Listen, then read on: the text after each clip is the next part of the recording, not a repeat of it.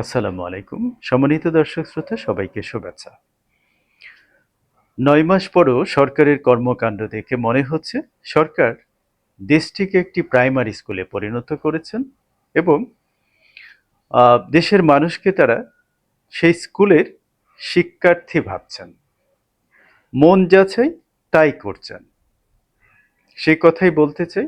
তার আগে দেশের স্বনামধন্য গীতিকার, সুলেখক, কবি, সংবিধান এবং রাজনৈতিক বিশ্লেষক শহীদুল্লাহ ফরাইজী মানবজমিন পত্রিকায় একটি আর্টিকেল লিখেছেন, টানা ১০ দিন ছুটি, রাষ্ট্র কোনো প্রাইমারি স্কুল নয়।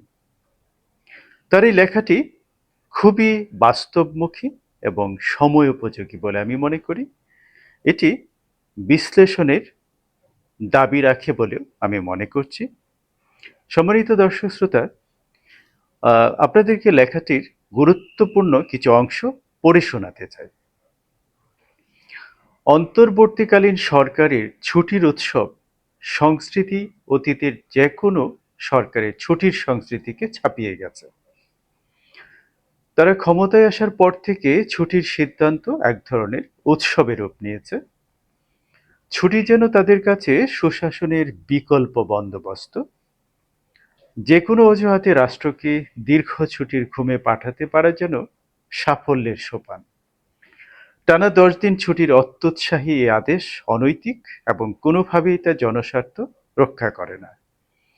দীর্ঘ ছুটি কখনোই প্রশাসনিক উদারতা নয়, বরং এটি রাষ্ট্র জনগণের প্রতি আস্থা, দায়িত্ববোধ এবং সেবাদানের অঙ্গীকারে ঘাটতির প্রতীক। বিশ্বের কোথাও কোনো দিবসকে কেন্দ্র করে দীর্ঘস্থায়ী রাষ্ট্রীয় ছুটি দেওয়ার নজির নেই।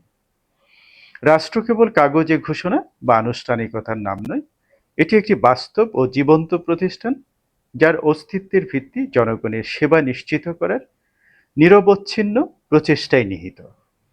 রাষ্ট্র কারো ব্যক্তিগত প্রতিষ্ঠান নয় যে ইচ্ছে মতো তাকে বন্ধ করে দেওয়া যাবে বা ছুটি বাড়ানো যাবে। সম্মানিত দর্শক শ্রোতা, ফরাইজুল্লাহ ফরাইজি মিস্টার শহীদুল্লাহ ফরাইজির এই লেখাটির মধ্যে যে অন্তর্নিহিত সত্যটি লুকিয়ে আছে সেটি হচ্ছে সস্তা জনপ্রিয়তা অর্জনের এক অসার চিন্তা সরকারকে পেয়ে বসেছে এবং এর পেছনে গভীর ষড়যন্ত্র, দুরভিসন্ধি লুকিয়ে আছে বলেই আমি মনে করছি। একটি রাষ্ট্রকে টানা ১০ দিন ছুটি দেওয়ার এই নজিরবিহীন কাণ্ড এই সরকারটি কেন করল? এই সরকার কি খেটে খাওয়া মানুষ, শিল্প প্রতিষ্ঠানের উৎপাদন ব্যবস্থা, শ্রমজীবী মানুষের কথা ভেবেছে? এই ১০ দিন তারা কি করে খাবেন, তাদের সন্তানের মুখে আহার জোগাড় করবেন? যারা সরকারি চাকরি করেন তারা না হয় ছুটিতে সুন্দরী বধূ এক পাশে, অন্য পাশে সুনয়না শেলিকাকে নিয়ে দূর দূরান্তে বেড়াতে যাবেন, বিদেশ ভ্রমণ করবেন, নানা ব্যঞ্জনায় রসনা বিলাস করবেন। সেই ব্যবস্থা আপনি করেছেন। বাংলাদেশে ১৪ লক্ষ সরকারি কর্মকর্তা কর্মচারী আছে। বাকি ১৮ কোটি মানুষের কথা কি সরকার চিন্তা করেছেন? বিশেষ করে যারা যেসব উৎপাদনমুখী শিল্প কারখানায় যেসব মানুষ কাজ করেন, শ্রমজীবী মানুষ যারা দৈনন্দিন রুটি রুজিতে যাদের সংসার চলে, তাদের কথা কি সরকার ভেবেছেন? কোটি কোটি মানুষের কথা, দরিদ্র মানুষের কথা, নিম্নবিত্তের কথা, এমনকি মধ্যবিত্তের যারা একটি চাকরির উপর নির্ভর করেন, এমন চাকরিকে আছে ১০ দিন ছুটি দিবেন বেতন সহ। সরকারি লোকজন হয় ১০ দিনের জায়গায় ২০ দিন কাটিয়ে এসে পুরো বেতন ওঠাতে পারবেন, কিন্তু যারা প্রাইভেট চাকরি করেন কিংবা দৈনিক ভিত্তিতে, তারা কোথায় টাকা পাবেন? 30 দিনের মাসে 10 দিন ছুটি। ভাবা যায়, এটি কোনো সুস্থ মানুষের চিন্তা হতে পারে? কোনো কল্যাণকামী মানুষের চিন্তা হতে পারে? আপনি কাকে খুশি করতে চাইছেন? কেন খুশি করতে চাইছেন? আপনার উদ্দেশ্যটা কি? আমি প্রশ্ন করতে চাই। এরকম অসার চিন্তার পেছনে আপনার দুরভিসন্ধিটা কি? আপনি কি মনে করছেন এই জনপ্রিয়তা দিয়ে আপনি অনেক দিন একটি নির্বাচনবিহীন অবস্থায়, গণতন্ত্রহীন অবস্থায় অনেক দিন ক্ষমতায় থেকে যেতে পারবেন? সম্মানিত দর্শক শ্রোতা, আপনাদেরকে একটি আহ, গল্প শোনাতে চাই। আপনারা জেনে থাকবেন, একটা সময় ছিল যখন প্রাইমারি স্কুলের শিক্ষকদেরকে শিক্ষার্থীরা যমের মতো ভয় পেত।